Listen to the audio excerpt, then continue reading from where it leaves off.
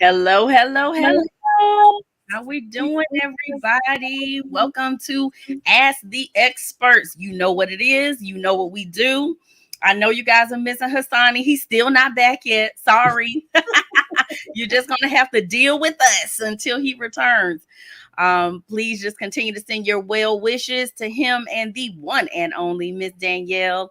And we are wishing them all the love, joy, and peace and rest that they can handle, right?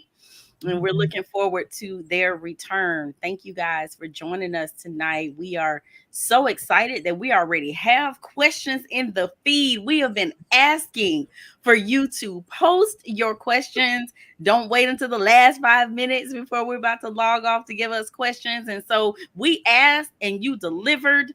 Thank you so very much. So we are going to jump in to Miss Shalice's comments. I will read. I think I see about 3 different posts, so I'll read the entire thing and then you guys can jump in whenever you're ready.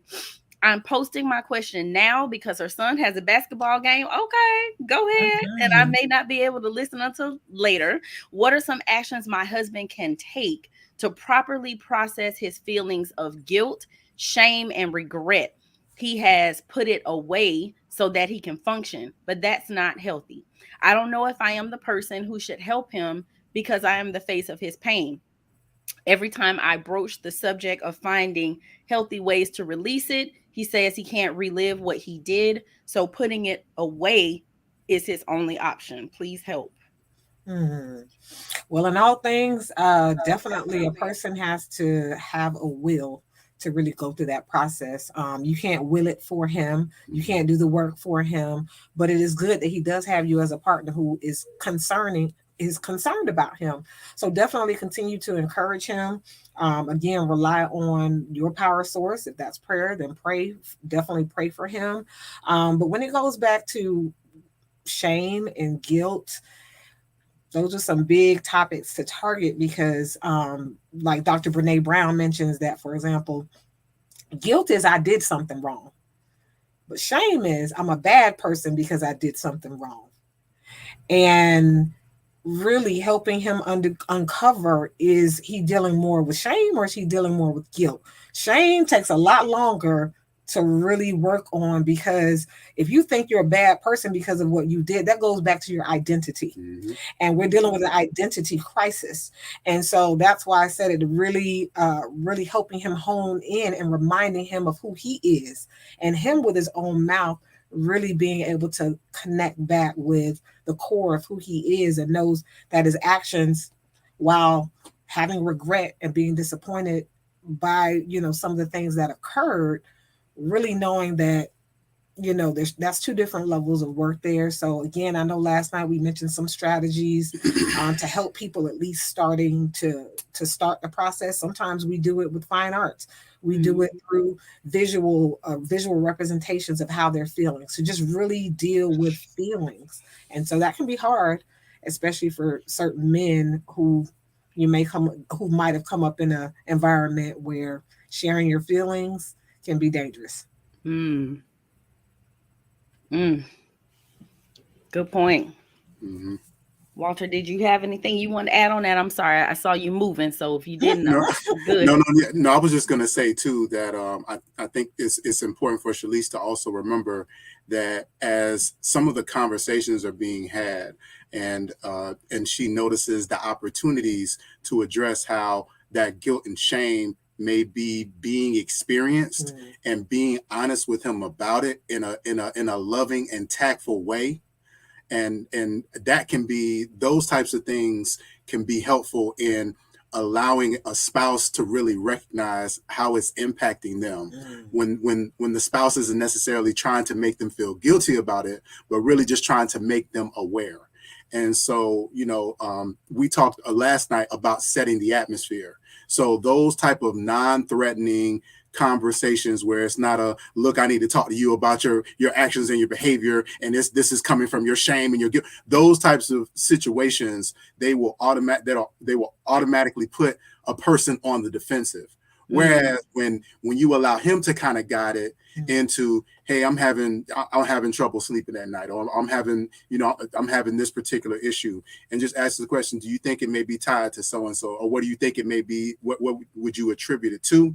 Those are often non-threatening ways to really kind of plant those seeds of the individual addressing the issue, because putting it away isn't going to do any good. And he's not going to ever effectively be able to deal with it. Get past it, unless he addresses it and deals with it.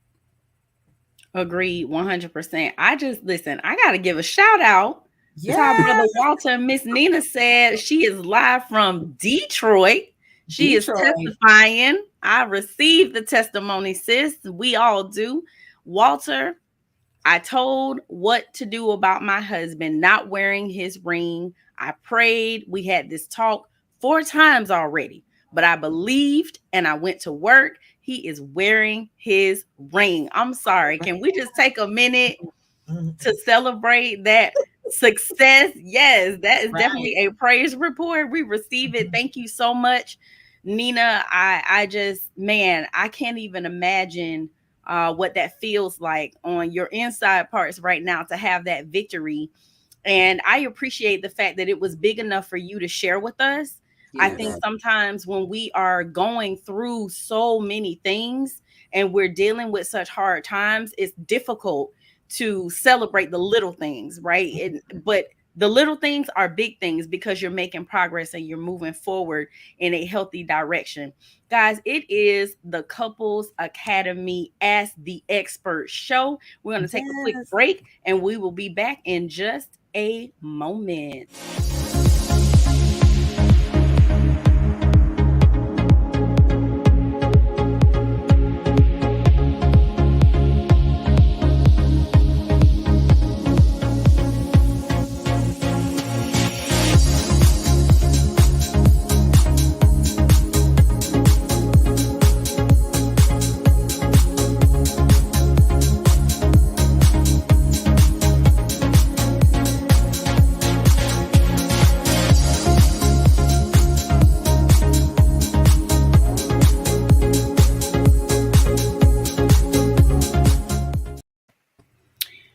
Hey, you guys. So we just assumed that you knew who we were. My name is Lakeisha Hines, and I am joined by the wonderful Charmaine Jennings and Mr. Walter Jennings, and we are part of the Avengers, as Hassani likes to call us. We are 3 of the Avengers that are with you tonight, and I just assumed, you know who we are. You saw us last night, but anyway, we just wanted to introduce ourselves, and now we want to introduce you. Again, we already had a comment from Shalise. Shout out. Hopefully your son wins that game tonight. Yes. Thank you for joining us, Nina, for that testimony. Dee Dee, Charmaine. Charmaine, you got another Charmaine. I know. Tonight. Valencia. Girl. We kind of related. Charmaine Power tonight. Valencia, Sean, Ralph, Dr. Princess God, Derek, Deborah, JJ, Cali Power couple in the house. Yes. Thank you guys for joining us. Thank you for watching. We are so happy to have you. And again, thank you for your commitment to tuning in every single day. If you're watching in the morning or at night or both, we appreciate you guys so much. All right. I think we have a question now from Miss Deborah. Charmaine, you want to take this one? Sure. Hello. I have a question. About 3 weeks ago, my husband said that he was done. It was done. He's out of town working, and I sent him videos from Couples Academy, and we made a commitment to work on things. And so she says, I am the victim. So letting us know that kind of she was the one that was, I guess, betrayed in the situation. And she goes on to say, he being away again is not working for us to work on things. So major trust issues. Okay.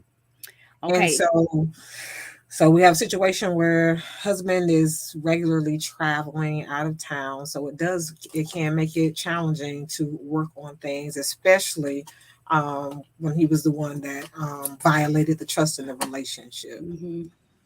You want to chime in on this one? Yeah, I mean, so Deborah, you're not necessarily asking us a question, so I'm not 100% sure, what your question is, but I definitely can understand if you have had trust issues because there's been some type of betrayal. You said you're the victim, so I'm assuming there's been some type of betrayal, and you're saying you already have major trust issues, and him traveling Mhm. definitely makes that difficult because I don't know where you guys are in your recovery process either. I don't know how fresh this is or how new this is for you all. But if you haven't gotten to a place where you feel comfortable, where you feel safe and you feel secure, and then now he's traveling for work, I understand how this could be devastating. So I don't know what you guys have in place. I don't know what you've talked about. And again, I don't know where you are in your recovery process, but I'm going to assume that you've done some work. So if that is the case and you're still having some issues, then we talk to couples often about affair proof in their marriage. If you go on to the Couples Academy YouTube page, you'll see videos and different things. There's one called Affair Proofing Your Marriage. So I highly recommend you guys watch that video together and try to come up with your own rules and guidelines, boundaries for how you're going to move forward. Some things that we have asked couples to do in the past, or not asked, suggested that they do in the past, or in past situations similar to this, is to get an app on your phone called Marco Polo. And that way, if you're feeling something, you're not sure, you're feeling uncomfortable, hey, Marco me, and show your surroundings 360 around the room. And, he's going to have to do some things to get you in a place where, you do feel comfortable, especially if you're rebuilding trust. But remember, there's always work that you have to do as well. If he's showing up and he's doing everything he needs to do, and you're still just not there yet, you're not ready to move forward, then you may need to seek some individual help for yourself. But again, I don't know where you guys are in the process, but I definitely would say, there are things that you can put in place to give you that confirmation that there's nothing going on. But you guys have to be in agreement. They have to commit to it and then stick to it.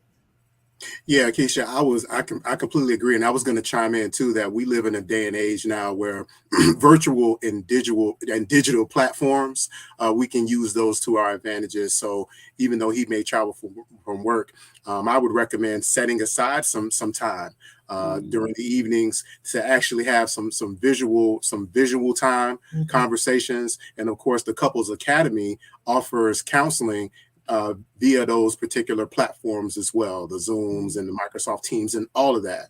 So, having a conversation, doing some negotiation about setting aside some time when he's on these trips. There are more resources available to us now, to where distance doesn't have to be an obstacle to connecting and rebuilding that trust. And so, I would definitely encourage utilizing some of those tools that are available. Absolutely. I'm sorry, you guys. Like, I'm feeling love in the feed. I am feeling it. It's love in the air. We're getting close to Valentine's Day. Is that what it is? Yes. JJ said you guys have all been a huge blessing to me. Hey, man, that's awesome. Thank you, JJ, for offering that. And then it's not just love for us. Didi giving God some props, and Callie Power Couple said we're rejoicing with you and your husband, Nina. That's what I'm talking about. We Yes. need to be able to Celebrate. celebrate other people's victories. I love it. I love it. I love it. All right, Mr. Derek said, is it possible the betrayed becomes obsessed about the affair? If so, what does that look like, and what can I do to help? Yeah, so I was gonna chime in on this. Absolutely, the betrayed can become obsessed with the affair, and most of the time that happens because there hasn't been complete full disclosure, which is something that we talk about. And sometimes they're gonna want all the details. And when you are the betrayer, there are some things that you may want to withhold and not say, but you owe the betrayer that transparency and that honesty, and then partnering with them through the process. Now, one of the great things that couples are that last chance weekend does that I completely agree with is that once everything is laid out, once you've asked all the questions, once everything that has need to be said has been said, then it's dead, and it doesn't need to be revisited, because it's going to be hard for you to move forward in your relationship and in your marriage if you're continuing to go back and revisit those places and spaces. So, Derek, my suggestion is definitely, if you're the betrayer and you have not given full disclosure, make sure you give full disclosure and provide a platform for laying everything out, so that way it can all be out in the open, and that will hopefully help with some of that obsession piece. Yeah. Awesome. Awesome. All right. JJ says, my husband cheated for years and I just found out about it 2 months ago. I see him changing and we are in therapy, but I still feel like running and leaving. We have good days and bad days. But when will this feeling of I can't do this last? He cheated and is doing the work, but I feel guilty for wanting to leave and break up our family. JJ, this is normal. Mm-hmm. And in no way, shape, or form am I minimizing how you're feeling or what you're going through, but I definitely want to normalize it for you and let you know this is normal. Most of the betrayeds feel like running. Mm-hmm. And it's because that pain is so great and overwhelming. It can be stifling, it can be debilitating to the point where some days you may feel like you can't breathe. You may feel like you're losing your mind, like you're going through depression. You go through this array of emotions that you have no control over. You have triggers. I call them porno pop ups. When you get these porno pop ups, right? You're just minding your own business. You wake up, you're feeling good, you're having a great day. You get in the car, start driving to go to work or wherever you need to go to take care of your things for the day. And then all of a sudden, something pops in your head. You get a visual or you get a thought or something about that affair. And you have no control over when they come, how often they come, how long it's going to last. You have no control over that. But what you can control is working on you. And I do understand this just happened 2 months ago. This is fresh. Like It you is. haven't even had an opportunity to fully even really begin your healing process. I'm Mm-hmm. so happy that you guys are in therapy. That's Mm-hmm. amazing. Um, Therapy is a tool, it's a resource. It is a engine to get you to where you want to go, but the real work is what you guys are doing individually. Therapy is there to lead, guide, direct, again, give you tools, strategies. Sometimes it's there to referee, Yes. sometimes there to create that safe space so that everybody can truly be honest with each other about truly how they're feeling and how you got to this point in the first place. So it creates that safe space and safe environment for you both to be transparent with one another and be clear, concise, and direct about, again, how you're feeling, what you're going through, what you need, what you don't need. But at the end of the day, like the work really is between the two of you, what you're individually doing and what you're doing collectively. Will the feeling of I can't do this last? That's up to you. Mm. What conversations are you having with yourself? Mm-hmm. Because I do know that you're having negative thoughts. I know that. But how do you respond to those thoughts? Do you Mm-hmm. feed into that?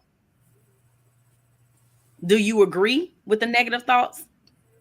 If you have a thought that says, I'm never going to get past this, do you confirm that or do you cast it?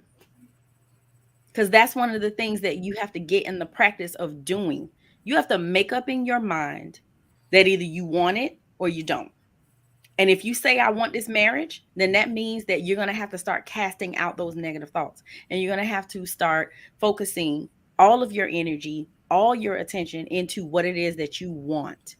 And you can't stay parked in that area of, I'll never get over it. It'll never get better. He'll never change. This hurt will never go away. This pain will never go away. Because if you say that, then that's exactly what will happen.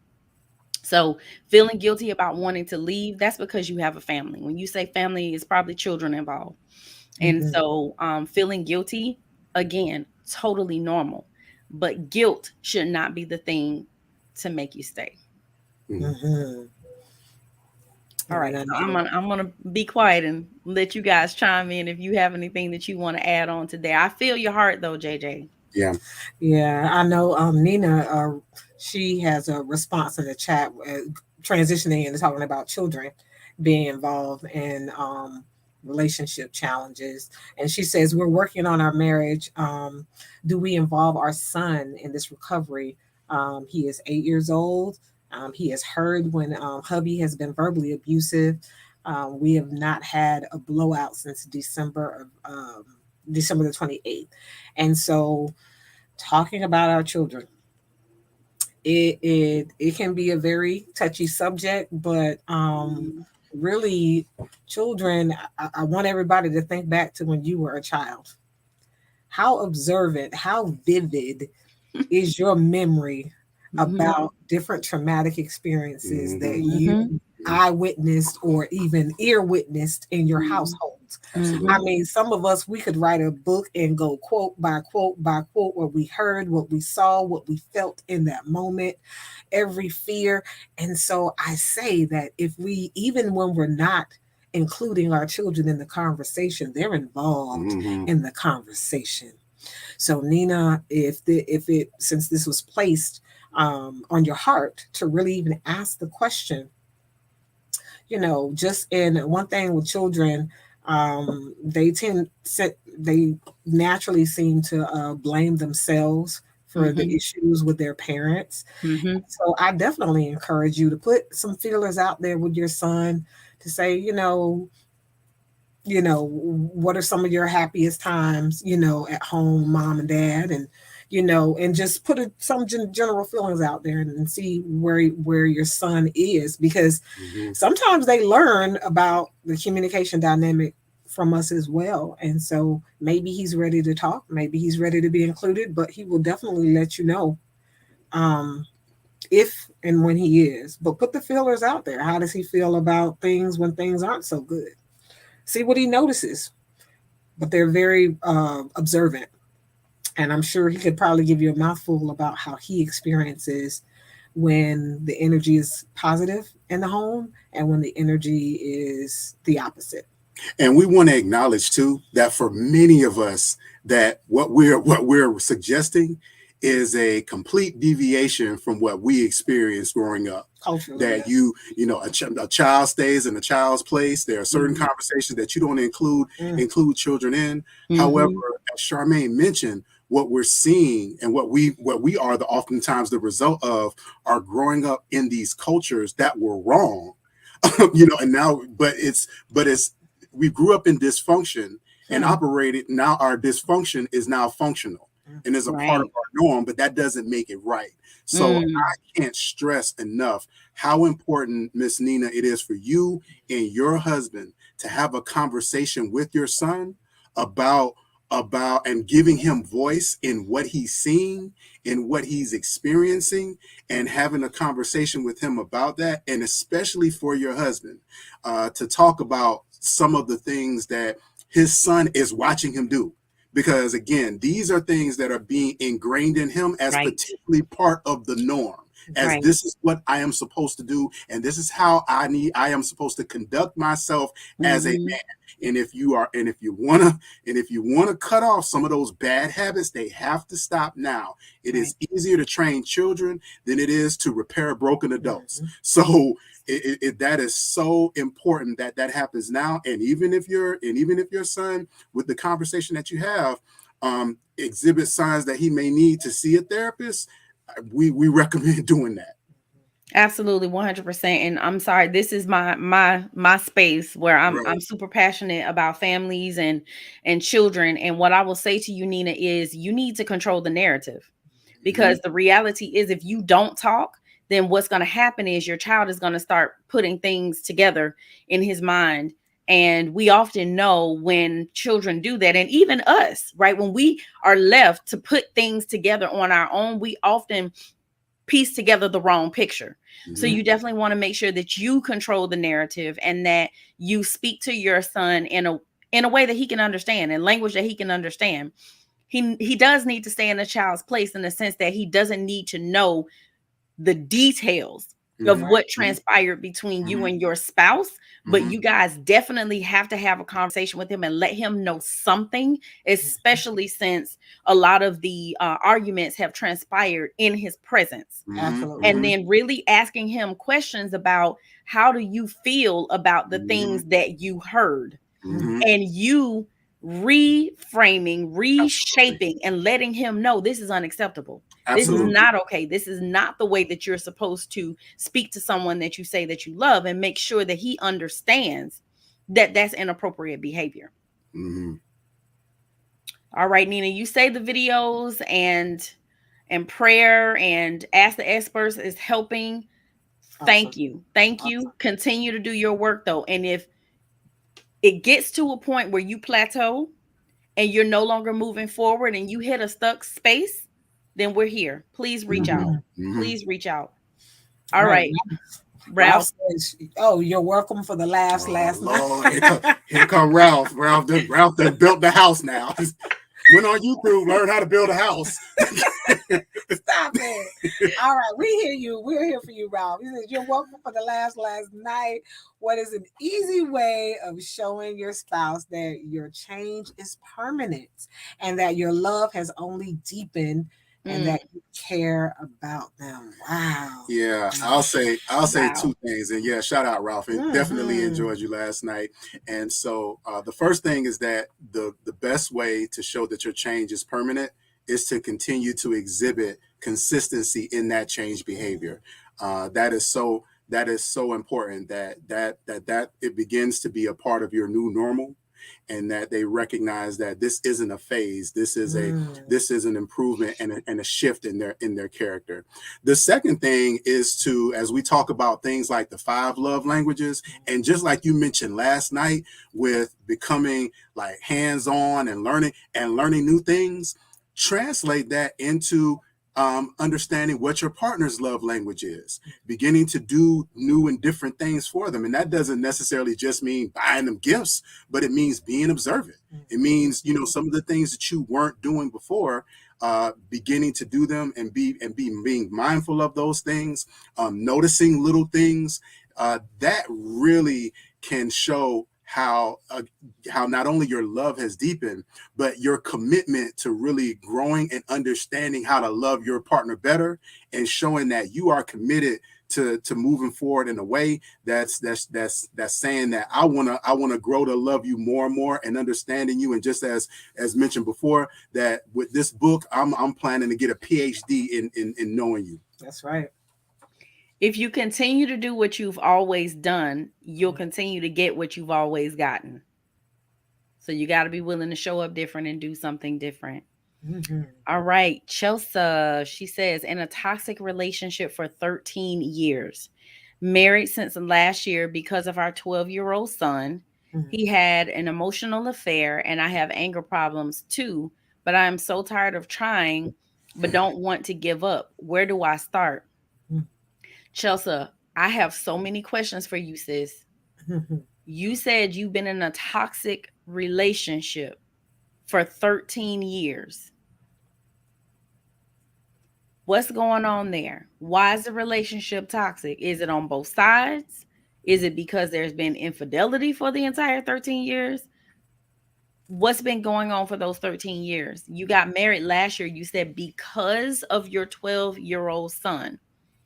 I'm not sure what you mean by that. You got married because of your son. If that is the case, then now we have a foundational issue, Mm-hmm.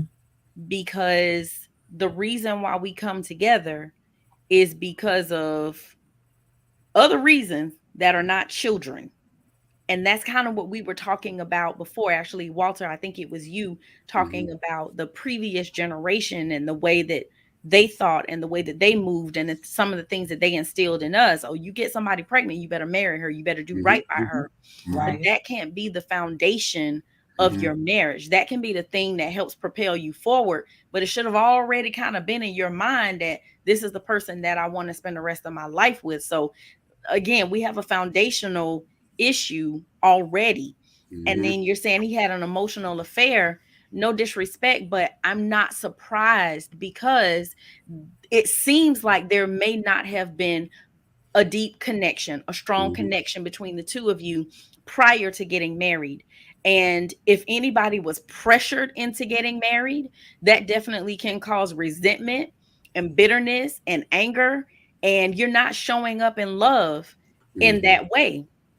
And then you're saying you have anger problems too. So maybe that's what you're referring to with the toxicity. Maybe both of you have anger issues. And yes, that can be a toxic relationship. You're tired of trying, but you don't want to give up. Where do you start? First, I think honestly, it's really about identifying your why. Mm-hmm. Why do you want to stay together? Sometimes it's not for the right reasons. It's a good reason, but Mm-hmm. it's not the right reason. So I think you got to start with identifying again why you want to stay married, why your spouse wants to stay married. And, if that is for the right reason, now we got to start working on healing from this emotional affair. Mm-hmm. And again, it's a process. There's steps that are involved, and you guys have to go through that full disclosure. You have to go through affair proofing your marriage. Again, there's so many steps involved to this, and it takes time. And then you have a son involved as well. So I don't know how much we've been talking about kids tonight. So I don't know how much he's in the mix of all of this, but you definitely start for me with identifying your why. What is the reason why you want to stay married? And again, are both of you willing to do the work necessary to make the marriage work? And because it's been 13 years of toxicity, in your words, not mine, I highly recommend getting some support. We would love for it to be Couples Academy. We would love to have you. But if it's not us, get in front of someone because, again, there have been foundational issues. There have been things that you guys have been dealing with for a really long time. So you're going to need somebody to come in and help you guys to navigate through all of that. Mm-hmm. All right, Sean says, I'm asking for prayers. This is extremely difficult for me. I'm not in alignment at all. I completely trusted my husband, and this hit me at a time when we were at our happiest in our marriage. It says dot dot dot. Hey, I So don't see a a continuation. continuation of the comment. So I don't know, Sean. Are you just saying that right now you're dealing with it, this is just really hard for you? Was it a betrayal that you guys went through and it's just hitting you really hard and you said you were at your happiest. So if you're saying that, I think what you're saying is this came out of left field because Right. you guys were at your happiest time in your marriage and it just caught you completely off guard and you can't identify the why Mm-hmm. Mm-hmm. for the infidelity. And so that's definitely a conversation that is needed with your spouse. Mm-hmm. Only they have the answers for why they did what they did. And you're not going to be in alignment. You got knocked off your feet. This is you Yes. riding down the Mm-hmm. highway, listening to your favorite jam. You feeling Mm-hmm. good. And then you get sideswiped by a Mack truck. Mm-hmm. Mm-hmm. So you will be out of alignment. Your car is, and so is your body Mm-hmm. Mm-hmm. because you were completely caught off guard by this. And of course you trusted your husband. He's your husband. So that makes sense to me. So again, we most certainly will pray for you. Yes. Absolutely. 100%. Mm-hmm. And we get that it's difficult, but just know that there is nothing that is impossible for God. Sounds like you're a believer because you're asking for prayer and you really are going to have to lean, trust, depend on him to get you through this. and it sounds like it's relatively new also.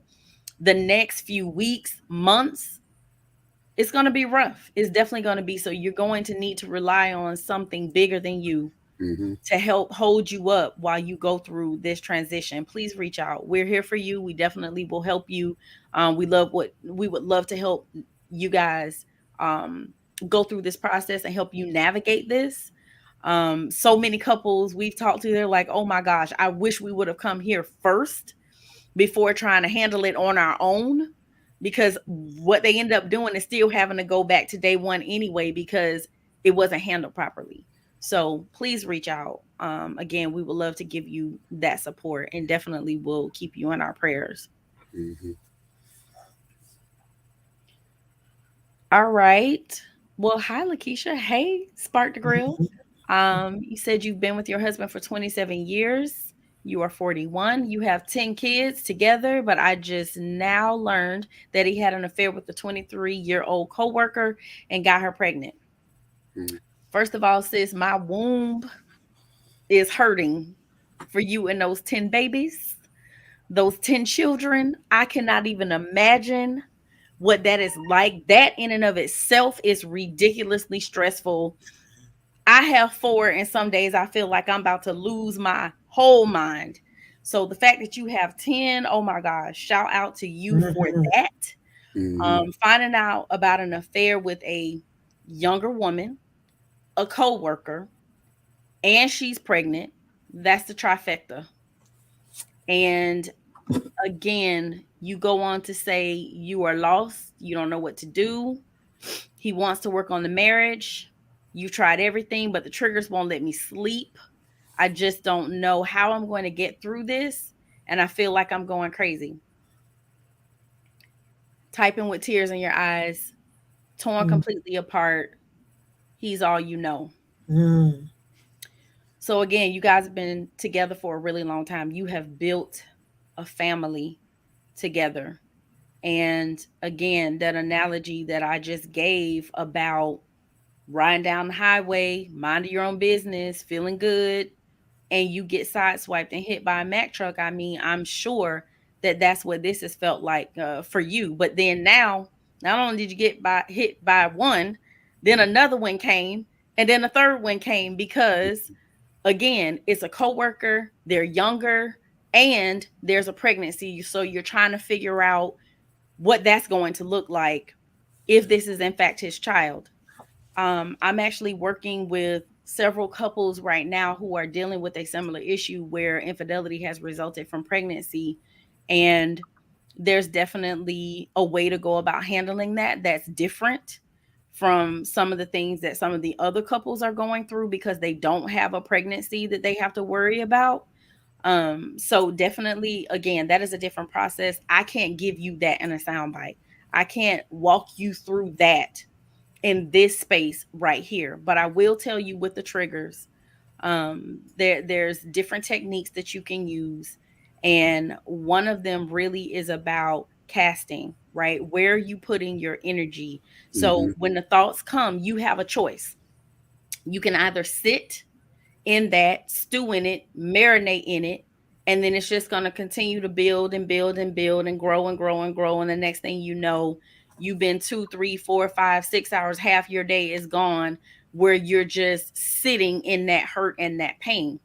At some point in time, when you're going through that recovery process, you do have to allow those feelings and emotions and things to come Mm-hmm. up because you have to let it come up so it can come out. Mm-hmm. But once you have identified the trigger, you allow those feelings to come up, then you have to release it. Mm-hmm. And you can't hold on to those triggers because guess they're going to keep coming back. They're going to keep coming up. So you deal with the feelings, deal with the emotions, and then you have to release it. But acknowledge it. Don't try to push it down. Mm-hmm. Mm-hmm. Definitely have to allow it to come up, but then again, you have to release it. I'm so sorry that you are going through this. And mhm, again, with tears in your eyes right now, I'm glad that you tuned in. And we definitely want to, send love your way because we do understand how difficult this is. And again, it sounds like this is relatively new for you.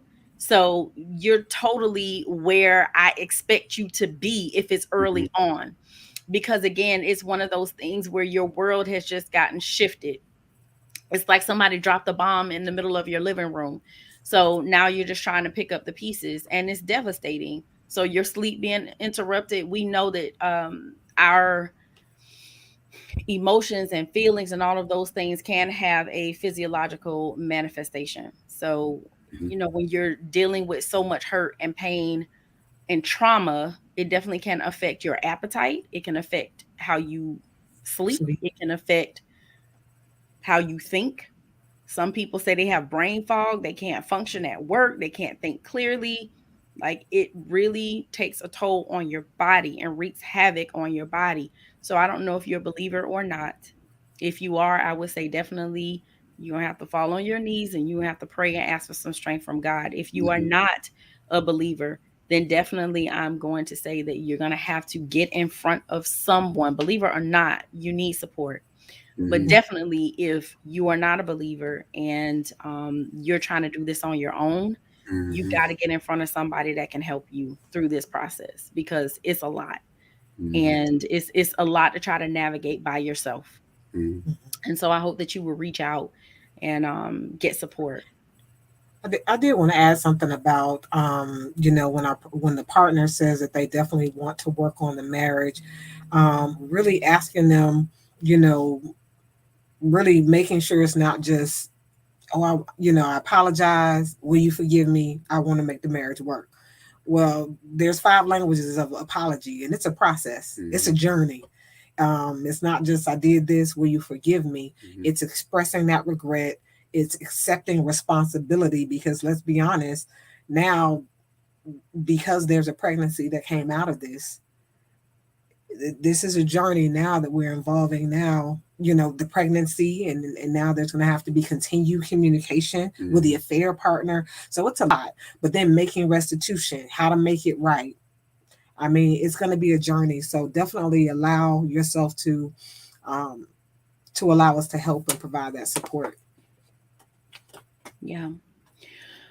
Okay. I don't know if this is fee or if this is fe, but and I don't know if it's husband. Okay, so Mhm. he says, I've asked the same question in many different ways on this show. My wife and I have attended marriage counseling 2020 to 2021, which seemed to be superficial for me and did not truly address the pain of infidelity that occurred 6 years ago. We've always had marital issues prior to the affair. However, my wife tends to bring up her life changed post the affair. I do not want to live in guilt and shame anymore, as it has affected my job performance due to the lack of concentration and effort. Do you all recommend connecting with a Jeff Witt or life coach to unlock my shame and guilt and start allowing me to live a happier life and relationship? Thank you all. Yes, Yeah. please Yeah. call Jeff today. This is where Jeff lives. Mhm. This is what he loves to do. He loves coaching males, he loves supporting men. I mean, any one of us can support you, any one of us can help you on this journey. But definitely, Jeff has a way of dealing with men that he gives you a kick in the pants. Like he gives you, like, it's tough love with Jeff, but it's mad love, and he does have a way of helping to get men to focus on those four areas, right? Because we are mind, body, soul, spirit, right? So he has a way of working with you to get you in a healthy place in all four of those areas, and he does it in a very unique and Jeff way. So I would say definitely reach out and connect with Jeff. And we did kind of talk earlier, I don't know if you just got on, but we did talk a little bit earlier about guilt and shame and the difference between the two and how you need to navigate that. But definitely, please reach out to Jeff. And you also said you guys have had marital issues prior to the affair. That's Mhm. what we hear all the time. I've said multiple times, people don't just wake up one day and say, "Hey, I think I want to cheat on my spouse today." Mhm. There's usually issues that were happening prior to the infidelity. So yes, please reach out. Yeah, yeah. I was going to say too. It sounds like there is. I know he said they had done marriage counseling, but it sounds like there needs to be some individual life coaching Yes. there. That can be really important to having a better relationship, and the individuals doing their part to pursue their best selves. So I agree. All right, one of you want to take this one? I'll read it. I have given full disclosure. We do counseling with Hassani. We constantly talk about the same questions. The conversation is her saying, I feel this, what happened, or I think that. What do you, when you are completely honest about everything, but she's constantly telling me what she thinks? Mm. I think that it's important for us to leave space for our partners to walk through that, again, the grieving process. And you may say what it is, but it's important for the partner to have space to share how they feel about what they're hearing, about how they're experiencing you, and also how they are experiencing the situation. So it's important to leave space for that. Also too, having some communication with your spouse after those sessions is really important, and being able to hear them and not necessarily dictate to them how they should feel, but really being able to hear their heart and what they're expressing, and not trying to fix it, Mm. not trying to fix necessarily how they feel, but being able to give them ear to what they're feeling, and then being able to empathize with it is an important part of that. Mm-hmm. It can be you can get stuck though if if the expressions of feelings and thought continue to go back to what should have happened, Mm-hmm. right? And so it's really important to make sure that we are focusing on, again, once that full disclosure has happened, our goal is to focus on our new relationship that we are rebuilding. It doesn't mean that your partner will forget though. Mm-hmm. Those feelings will come up, and but they have to be those. If they do come up, then it definitely just needs to be a time, Derek, where you just have to exhibit that patience, listen, um, definitely acknowledge those feelings. You want to definitely acknowledge the feelings, um, and then definitely just listen, acknowledge, and really try to support your spouse in what they're seeing today and how you're trying to build and the adjustments you're making. But it can be tough, and Mm-hmm. again, we're not sure what this is, if this is just kind of some PTSD, or if this is if your partner's stuck. And if your partner's stuck, then Mm-hmm. definitely the support needs to be made so that they can start working through the process. And one of the Absolutely. statements that we heard growing up, which was misleading, is that if you tell the truth, everything will be all right. Hmm. And, and that's true, but that may not be today. That's right. It'll be all right. It That's may not right. be all right today, though. It may not be all right tomorrow. Or You next know, year. Right. or next year. Like it may take a while for it to be all right. But Right. the whole idea that the truth and honesty becomes this elixir that, okay, everything is great now because you told the truth. No, what the truth does is it lays the way open for the process to begin, to Right. move to reconciling Mhm. and Right. things being all right as you progress to a new normal. Mhm. Mhm. So know that yes, there may be some. I already talked about this. I was already honest. Why do you keep revisiting it? Because that's part of the process, Right. and that's not a excuse to abandon the truth Mhm. or to abandon the process. We are to partner with our spouses as they walk through that. Definitely own our part, Mhm. but also too that when we tell the truth, now I can't, as we've been talking a lot about guilt and shame. Yes. You know, I have to release that because I've owned it. Yes. I've already owned it. I've confessed Mhm. it. I've told it. Now I am not this person anymore, and my Yes. process is moving further and further away from this action and not allowing it to become a part of my character. That And is not not define you. exactly not define me, not become a part of my character as I move forward. Your partner or your spouse may try to hold you. No, I'm not that person anymore. I did that. Absolutely. I own that, but that is not who I am. That is not who I am anymore. And I'm moving further and further away from that. Absolutely. And I just want to say, Derek, your wife may need an intensive. Your wife may need some one-on-one time with Danielle, or, you know, with one of the other ladies who are on the team. She may need to do some individual work so that she can move forward, because as Charmaine says, she may be stuck. So it may be a situation where she just needs to, again, take some time for herself so she can get additional support so that she can begin to move forward. I want to go on to Jose's comment. He said, it's so difficult to address my daughter as the offender in my marriage. And Walter kind of addressed this, and he didn't even know he was addressing this situation. Jose, you got to sit your baby girl down and you got to tell her, I am not what I did. That's right. Just like you are not what you do, little person, because I know you make mistakes. You've done things. You've lied. All kids lie. I don't know why parents don't think that kids lie. They lie, y'all. They all lie.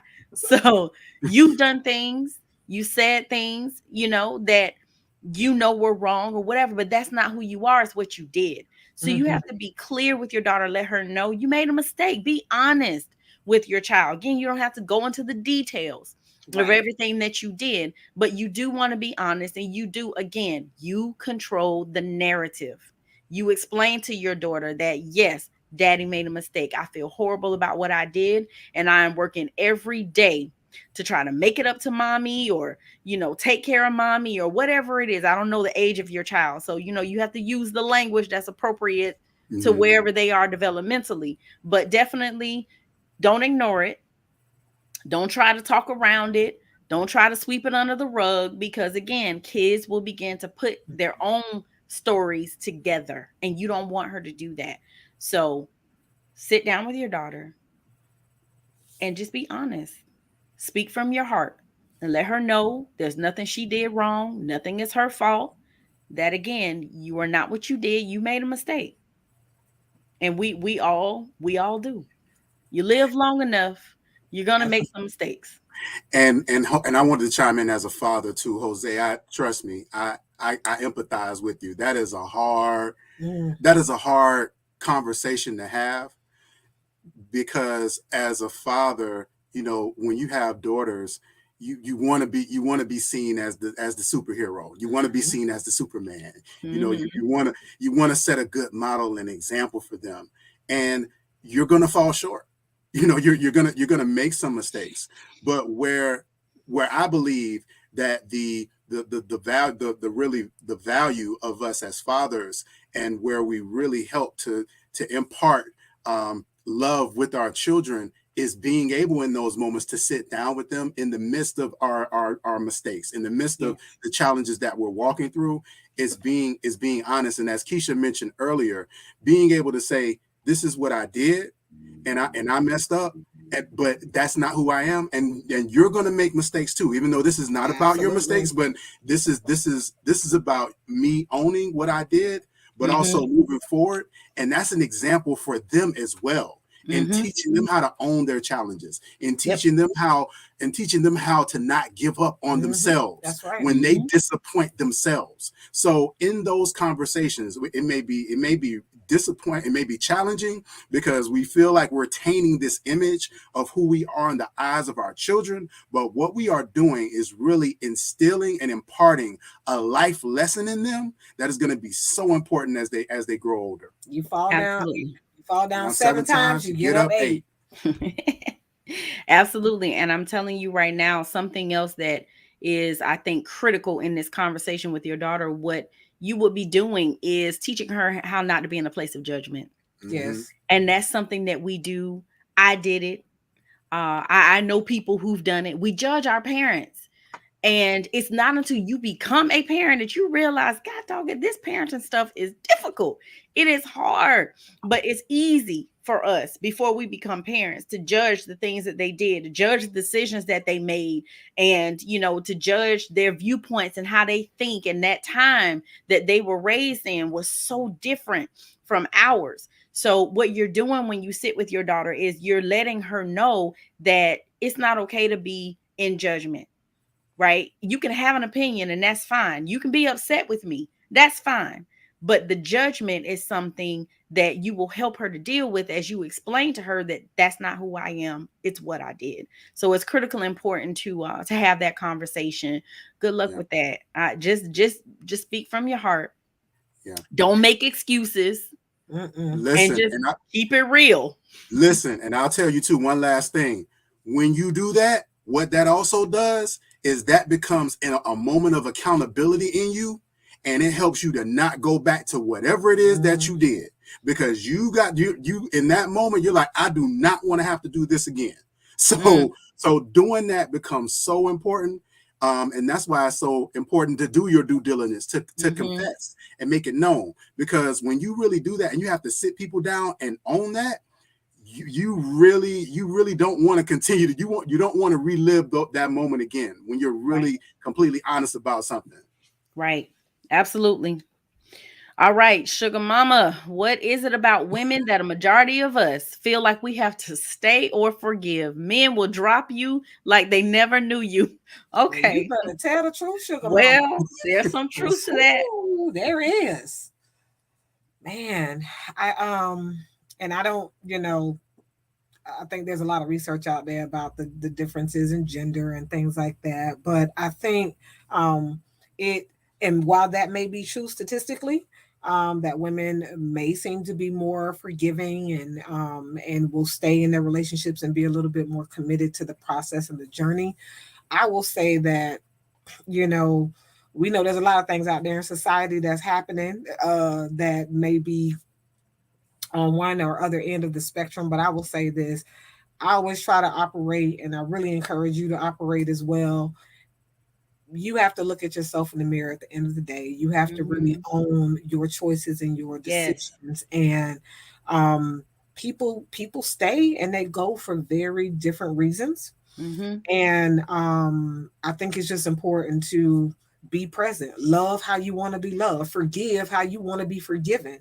Mm. And that's the model I really encourage our clients and who we work with. Forgive how you want to be forgiven. And yes, it may not be equality, but the equity, you'll start to find that the equity will be there. It might not, Mhm. the forgiveness may not look, feel, and sound the same way that you dished it out, but it's there, and it's gonna come. And I believe you speak those things, you operate, you work in them, and they'll come back to you. So just, we can look at what everybody else is doing. We can look at the history, the past, and what has happened, and really try to reshape the culture and the gender imbalance. But I tell you, love hard, love deep, love how you want to be loved, Mhm. unapologetically, and forgive the same way. And your capacity to forgive. One thing I've learned in my marriage over 20 years is your capacity to love is directly tied to your capacity to forgive. Mhm. You have a very low threshold to forgive. You may think that you've gotten to that agape, that selfless love, but you got a lot of work to do and a lot of layers to peel back before you can get to that agape love. Absolutely. And I will tell you, yes, there are, a lot of examples that we can come up with where men have left when the Mm-hmm. woman's been unfaithful. But I can tell you, the clients that I serve, I got some ride or die men that I work with. The wife has been unfaithful. The wife may have gotten pregnant by the affair partner, and the husband is still hanging in there. All right. So there are men out there that will stick it out. They will hang in there. And it's all about, who are they listening to? That's what Jeff asks all the time. Who are you listening to? Because a lot of the reasons why a lot of women stay is because God didn't tell them to go nowhere. Mm-hmm. So they're being faithful and they're listening to something that's bigger than themselves. All right. Precise Construction, love the name. I have been unfaithful to my wife, and it's been 3 years since I did this, but it seems like it still has an effect on us. How do we go about dealing with this? I want my marriage to work. All right, so yeah, I have a couple questions. I'm not sure if you all have had full disclosure, if you all have done couples counseling, if she's been able to really address it the way that she needs to, as it relates to the affair. If not, that's something that absolutely needs to happen. Also, too, one of the common things when there's an affair are couples trying to get back to normal or trying to get back to where they were before the affair, and that place no longer exists. The goal is to be able to move forward. Just as Charmaine mentioned, when it comes to that level and willingness to forgive, now increase your capacity to love. So now it's not necessarily starting over, but it is starting anew from the standpoint of we're moving forward from here, and we're going to take these scars and we're going to grow from them. One of the things that Charmaine and I really like to focus on in our premarital counseling is marriage as an institution. Yeah. And what that speaks to is that we all have a purpose, right? Individually, we believe that we were all created and we're here for an individual purpose. She has a purpose. I have a purpose. Now we have been brought together, and now you have three different purposes. You have my purpose, which she is here to support, her purpose that I am here to support, and then we have a collective work that we have been brought together to do. Just like Keisha mentioned before, where God didn't tell you to leave because there is something or some things that you've been brought together to do. So figuring out and focusing on, look, we have to move past this because there are some things that we've got to accomplish and do. There's purpose that we have to walk in. If we're going to continue on with this marriage, that means that there is something that you and your wife have been brought together to do. So being focused on that is really vital in allowing you to be able to move past it into your new normal. And it's bigger than us. Right. That's right. It's bigger than us. Marie said, is it possible to forgive and move forward without full disclosure? I was given some details after I found emails describing the affair. Absolutely not, Miss Marie. You can move forward, but you think you're moving forward and you're really not. You're still going to have to circle back around to full disclosure because the healing cannot be complete. The healing cannot be performed until you have full disclosure. And one of the things that we do is we go through full disclosure at Last Chance Weekend. So I'm going to share you guys a little bit of information about that because I'm telling you, Last Chance Weekend will get you the answers that you need, and it will help propel you forward and get you guys in a place where you never thought you could be.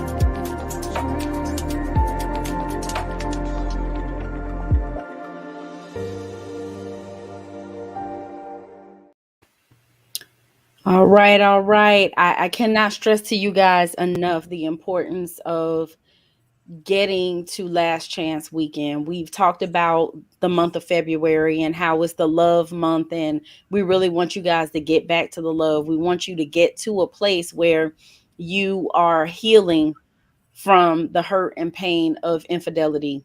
Again, we've identified multiple types of infidelity. It's not just a sexual affair, it can be so many other things. If there's been a betrayal in your relationship and you've been trying to figure it out and work it out on your own, we highly recommend that you get to Last Chance Weekend.